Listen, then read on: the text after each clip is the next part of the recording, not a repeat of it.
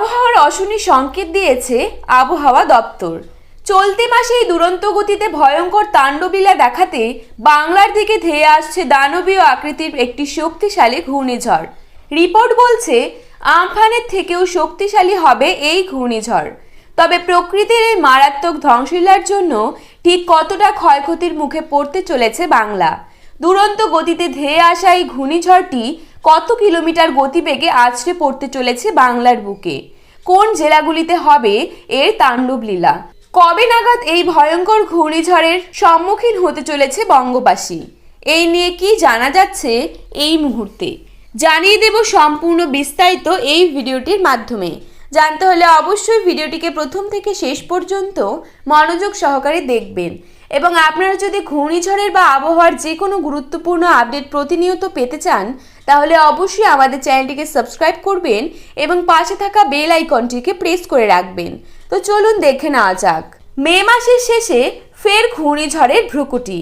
হাওয়া অফিসের পূর্বাভাস জানাচ্ছে মে মাসের শেষ সপ্তাহে পশ্চিমবঙ্গ বা বাংলাদেশের উপকূলে আঘাত হানতে পারে শক্তিশালী এই ঘূর্ণিঝড়।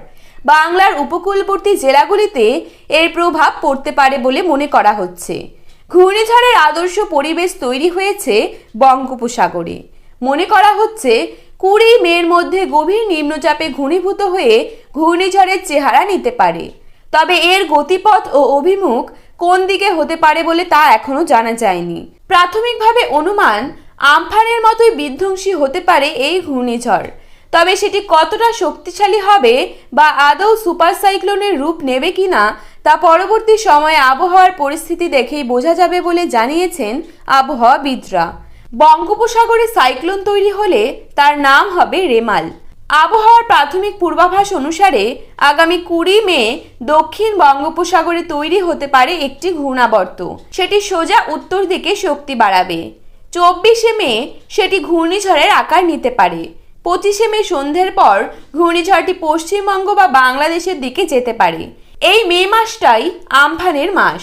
2020 সালের 20 মে অতি শক্তিশালী ঘূর্ণিঝড় আমফানের তাণ্ডব দেখেছিল গোটা বাংলা, যার জেরে ব্যাপক ক্ষয়ক্ষতি হয়েছিল প্রায় গোটা দক্ষিণবঙ্গে। এছাড়াও মে মাসে পশ্চিমবঙ্গের উপকূলে একাধিক শক্তিশালী সাইক্লোন আঘাত হেনেছে। আবারও অশনি সংকেত দেখছেন আবহাওয়াবিদরা।